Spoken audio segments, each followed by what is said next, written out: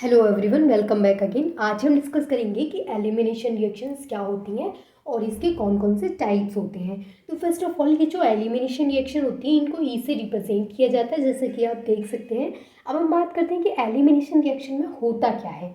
तो जैसे कि आपको नेम से इंडिकेट हो रहा है, एलिमिनेशन मतलब यहाँ पर ना हाइड्रोजन और हेलोजन ये दोनों एलिमिनेट होते हैं, मतलब रिमूव होते हैं। जैसे अल्काइल हैलाइड होगा इस रिएक्शन में, और अल्काइल हैलाइड में से हाइड्रोजन और हेलोजन का रिमूवल होगा, यानी कि एलिमिनेशन होगा। इस वजह से इस रिएक्शन को डिहाइड्रोहेलोजिनेशन भी बोला जाता है। सेकेंड चीज़, इस रिएक्शन को बीटा एलिमिनेशन भी बोला जाता है। वो हम अभी डिस्कस करेंगे कि इसको बीटा एलिमिनेशन क्यों बोला जाता है। तो सबसे पहले हम इसकी रिएक्शन समझते हैं, देन हम इसकी डेफिनेशन को देखेंगे। तो जैसे हमारे पास है अल्काइल हैलाइड, तो यहाँ पर क्या होगा, जैसे हमने यहाँ पे अल्काइल हैलाइड लिया है, जब ये अल्काइल हैलाइड अल्कोहलिक KOH के साथ रिएक्ट करेगा, यहाँ पर जो KOH लेंगे हम वो अल्कोहलिक लेंगे। तो जब अल्काइल हैलाइड अल्कोहलिक KOH के साथ रिएक्ट करेगा और जब हम इसको हीट करेंगे, तो यहाँ पर क्या होगा कि ये वाला जो कार्बन है वो तो है अल्फा कार्बन और ये कार्बन है बीटा, यानी जिससे ये जो हैलोजन जुड़ा है वो कार्बन अल्फा और उसके जस्ट बराबर वाला बीटा कार्बन। तो यहाँ पर क्या होगा कि अल्फा कार्बन से तो यहाँ से ये निकल जाएगा हेलोजन, और जो बीटा कार्बन है वहाँ से निकलेगा हाइड्रोजन। तो क्या होगा कि जैसे अगर मैं अल्फा कार्बन से इस Br को निकाल देती हूँ तो ये Br इस K के साथ निकल के जाएगा, तो बनेगा KBr। ठीक है, उसके बाद यहाँ से ये जो अल्फा कार्बन था उससे तो ये Br निकलेगा, अब ये जो बीटा कार्बन है उससे एक हाइड्रोजन निकलेगा, यहाँ से जो हाइड्रोजन निकलेगा वो इस OH के साथ मिलेगा, तो बाई प्रोडक्ट में हमें H2O भी मिलेगा। या तो हमने बाई प्रोडक्ट की बात कर ली। बात करते हैं कि अब हमें फाइनली जो हम जिसका इतनी देर से इंतजार कर रहे हैं कि एलिमिनेशन रिएक्शन में क्या फॉर्म होने वाला है, तो यहाँ पर क्या फॉर्म होगा कि अब यहाँ पर मल्टीपल बॉन्ड यानी कि डबल बॉन्ड आ जाएगा यहाँ पर। तो हमें तीसरी जो चीज़ यहाँ पर मिलेगी वो है CH2 double bond CH2, that is ethene, यानी कि यहाँ पर हमें एल्कीन का फॉर्मेशन होता है। इस रिएक्शन में क्या होता है, इस रिएक्शन में हमने अल्काइल हैलाइड लिया, अल्काइल हैलाइड को रिएक्ट करवाया अल्कोहलिक KOH के साथ, उसको हीट किया, तो क्या होगा यहाँ से जो अल्कोहलिक KOH है उसका K इस Br के साथ KBr बन के अलग बाहर निकल जाएगा। बचा क्या, OH। ये OH यहाँ से इस बीटा जो कार्बन है उसके पास आएगा, बोलेगा एक हाइड्रोजन दे दो प्लीज़। बीटा कार्बन बोलेगा ओके ले जाओ, क्योंकि बीटा कार्बन अपना हाइड्रोजन इसको दे देगा, और फिर बीटा कार्बन के पास कितना बचेगा CH2, और यहाँ CH2 यहाँ CH2, तो CH2 डबल बॉन्ड CH2 यानी कि एल्कीन का फॉर्मेशन हो जाएगा। बात यहाँ पर ये आती है कि इसको बीटा एलिमिनेशन क्यों बोला जाता है, क्योंकि अल्फा कार्बन से हमने क्या निकाला है, हेलोजन निकाला है, और बीटा कार्बन से हमने क्या निकाला है, हाइड्रोजन निकाला है। तो बीटा कार्बन से हाइड्रोजन निकालने की वजह से इस रिएक्शन को बीटा एलिमिनेशन भी बोला जाता है। Is that clear to all of you? चलिए एक और एग्जाम्पल करके देखते हैं तो आपको क्लियर हो जाएगा फाइनली इस रिएक्शन में क्या होता है। देखिए अब ना हम इसका एक और एग्जाम्पल करके देखते हैं। जैसे कि हमारे पास है ये CH3 CH2 CH2 Br, और इसको किसके साथ रिएक्ट करवाना है, अल्कोहलिक KOH के साथ। KOH कैसा होगा हमारा, अल्कोहलिक KOH होगा। हम इसको हीट करेंगे तो फर्स्ट ऑफ ऑल जो यहाँ पर काम होगा वो क्या होगा कि ये K इस Br को ले जाएगा, ये हो गया अल्फा कार्बन, ये हो गया बीटा कार्बन, K इस Br को अपने साथ ले जाएगा तो KBr। ये OH इसके पास आएगा बीटा कार्बन के पास कि अपना एक हाइड्रोजन दे दो, बोला ठीक है ले जाओ। तो क्या होगा यहाँ पर वाटर, बाई प्रोडक्ट में वाटर मिल जाएगा हमें H2। लेकिन हम किसका इंतज़ार कर रहे हैं, एल्कीन कब मिलेगा, एल्कीन का इंतज़ार है। तो फिर हमें क्या मिलेगा फाइनली, जिसका हम इंतज़ार कर रहे हैं इतनी देर से, कि यहाँ से हाइड्रोजन निकलेगा और यहाँ से क्या निकलेगा, हेलोजन। यहाँ से हाइड्रोजन यहाँ से हेलोजन, तो CH3 CH double bond CH2, ये क्या मिल गया हमें, प्रोपीन। प्रोपीन मिल गया, मतलब हमें क्या मिल गया, ये एल्कीन मिल चुका है। एल्कीन में क्या होता है, डबल बॉन्ड होता है, तो हमें क्या मिल गया, ये प्रोपीन मिल चुका है। 3 कार्बन है तो प्रोपीन हो गया। ठीक है, लास्ट हमने क्या बनाया था, लास्ट हमने बनाया था इथीन, अब हमने देखा प्रोपीन कैसे बनता है। तो सेम ऐसे ही आप करवा सकते हैं एलिमिनेशन रिएक्शन। एलिमिनेशन रिएक्शन में क्या होगा, बस सिंपल है, एल्काइल हैलाइड से हमें क्या निकालना है, यहाँ से ये जो अल्काइल हैलाइड है वहाँ से एक हाइड्रोजन और हेलोजन निकलेगा, यानी हाइड्रोजन और हेलोजन निकलेगा यहाँ से, और इसी वजह से इस रिएक्शन को डिहाइड्रोहेलोजिनेशन भी बोला जाता है। ठीक है, आपको ये रिएक्शन दिख रही है, यहाँ पर क्या है, यहाँ इधर साइड CH3 है, ठीक है, आप देख पा रहे हो, तो इधर साइड CH3 है, CH3 single bond, CH double bond, CH2 यानी कि प्रोपीन मिल गया है। तो ये तो था इस रिएक्शन के बारे में कि ये जो एलिमिनेशन रिएक्शन है उसकी रिएक्शन किस तरीके से की जाती है। बात करते हैं इसकी डेफिनेशन की, तो आप इसको नोट कर लीजिए, मैं आपको डेफिनेशन नोट कराती हूँ फिर। देखिए, अभी तक हमने बात की कि ये जो रिएक्शन है एलिमिनेशन रिएक्शन वो होती कैसे है और उसमें क्या क्या प्रोडक्ट मिलता है, हमने सिर्फ ये देखा। बात करते हैं इसकी डेफिनेशन कैसे नोट करेंगे। तो डेफिनेशन में आपको लिखना है द एलिमिनेशन और एलिमिनेशन के साथ साथ हम क्या बोल सकते हैं, रिमूवल, द एलिमिनेशन और रिमूवल ऑफ हाइड्रोजन हैलाइड, यानी हाइड्रोजन हैलाइड का एलिमिनेशन यानी कि removal halide from an alkyl halide to form alkene is known as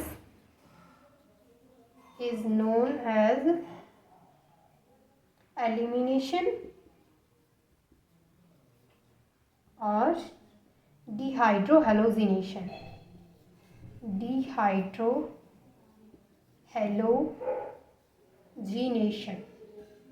clear होगी डेफिनेशन। मैं एक बार समझा देती हूँ आपको डेफिनेशन में क्या है, बहुत ही ईजी है कि यहाँ जो एलिमिनेशन रिएक्शन है उसमें हाइड्रोजन हैलाइड का रिमूवल होगा एल्काइल हैलाइड से और फॉर्मेशन होगा एल्कीन का, और इस तरीके की रिएक्शन को एलिमिनेशन या फिर डिहाइड्रोहैलोजिनेशन बोला जाता है।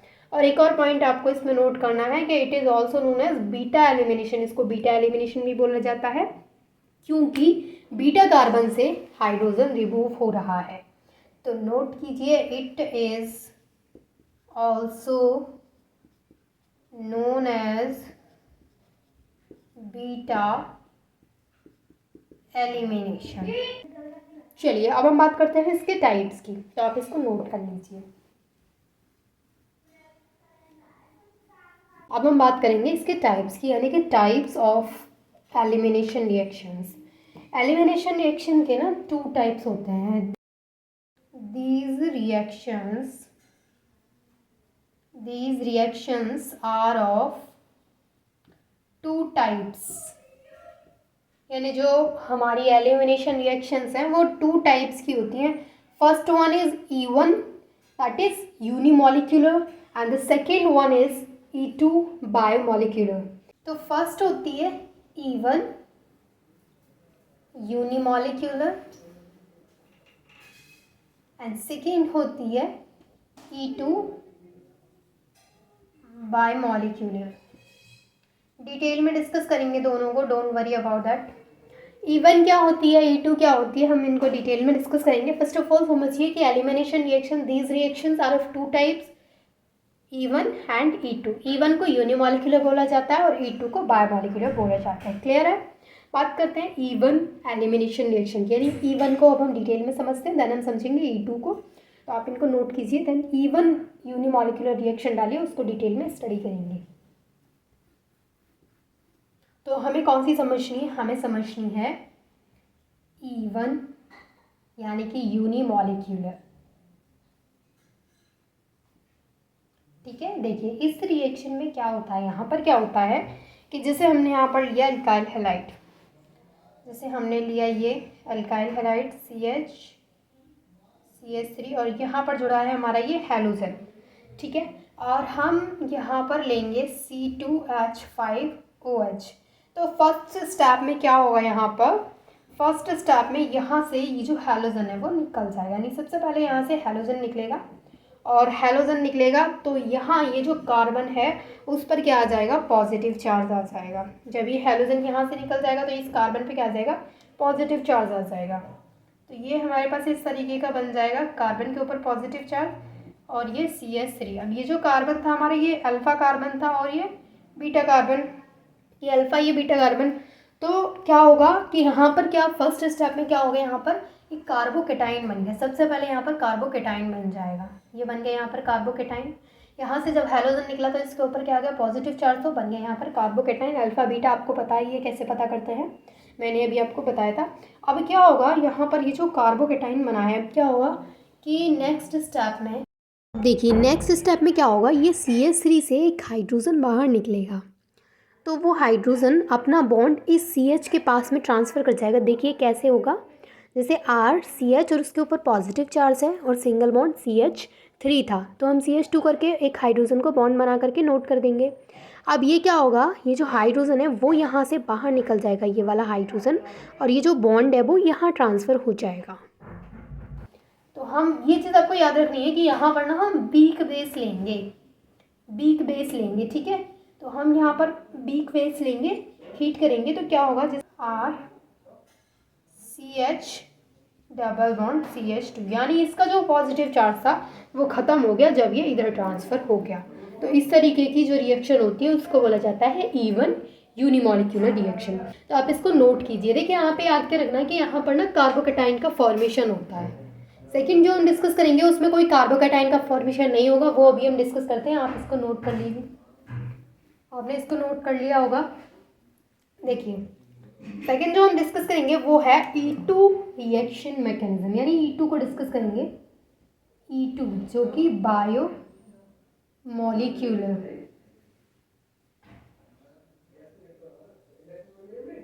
यहाँ पर क्या होता है, जैसे हमने यहाँ पर लिया एल्काइल हैलाइड,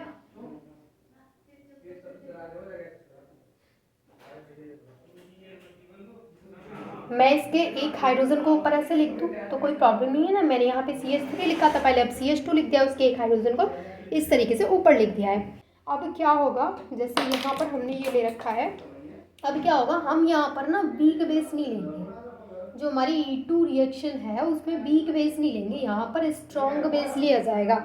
जैसे हमने इवन यूनिमॉलिक्यूलर जो थी वहाँ पर वीक बेस लिया था, वैसे ही हम यहाँ पर क्या लेंगे, स्ट्रॉन्ग बेस लेंगे। क्या होगा यहाँ पर, सबसे पहले क्या होगा, देखिए सबसे पहले यहाँ पर क्या होगा, इस तरीके का स्ट्रक्चर आएगा। मैं समझाऊंगी अभी आपको कैसे क्या हो रहा है। सबसे पहले आप सिर्फ इसको समझिए। जैसे यहाँ पर ये हैलोजन अटैच था और एक बॉन्ड था ये, और इस तरीके से यहाँ पर CH2 और ये हाइड्रोजन था, और ये B कहाँ से आया, डोंट वरी, मैं सभी चीज़ें एक्सप्लेन करूँगी। देखिए ये क्या हुआ है यहाँ पर कि ये जो बॉन्ड है इन दोनों के बीच का वो वीक होने लगेगा, वीक होने लगेगा, तो इस वजह से डॉट डॉट बना दिए गए, जो बॉन्ड है वो वीक होने लगेगा। साथ ही ये जो CH2 और ये हाइड्रोजन के बीच का जो बॉन्ड है यहाँ ये वाला, ये भी वीक होने लगेगा, यानी ये भी ब्रेक होने की कोशिश में रहेगा कि कैसे भी हट जाओ, मतलब वीक होने लगेगा।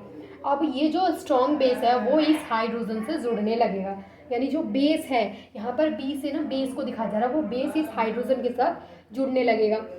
इसको बोलेंगे हम, ये है ट्रांजिशन स्टेट, यानी इसमें ना ट्रांजिशन स्टेट बनेगी। अब ये ट्रांजिशन स्टेट लिखना बहुत ही इम्पोर्टेंट है, आपको लिखना ही पड़ेगा, ध्यान करके लिख दीजिएगा कि ये क्या है, ट्रांजिशन स्टेट। अब यहाँ पर क्या होगा कि ये हैलोजन जो है वो निकल जाएगा।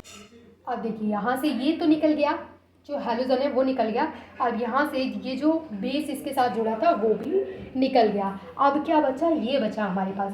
ये देखिए यहाँ पर ये जो डॉट डॉट आप देख रहे हैं, यहाँ पर डबल बॉन्ड बनने की कोशिश हो रही है, मतलब डबल, ये जो दोनों हैं ये अपने बीच में डबल बॉन्ड बनाने की कोशिश में है कि कैसे भी डबल बॉन्ड बन जाए। तो क्या होगा, RCH डबल बॉन्ड CH2, यहाँ पर क्या बन जाएगा, डबल बॉन्ड बन जाएगा, मतलब कि हमें क्या मिल जाएगा, एल्कीन मिल जाएगा। मैं अच्छे से लिख देती हूँ, हमें क्या मिल जाएगा, एल्कीन मिल जाएगा यहाँ पर। और हमें बनाना भी क्या था, बनाना भी एल्कीन ही था। तो आपको क्लियर हुआ E1 E2 एलिमिनेशन रिएक्शन क्या होती है, ये चीज़ क्लियर हुई आपको। एलिमिनेशन में क्या होता है, कुछ भी नहीं, हाइड्रोजन और हैलोजन दोनों निकल जाते हैं। और इसके कौन कौन से टाइप्स हैं, तो E1 है E2 है, दोनों मैंने आपको डिटेल में बता दिए हैं। मुझे लगता है क्लियर हो गया होगा। And thanks for watching this video.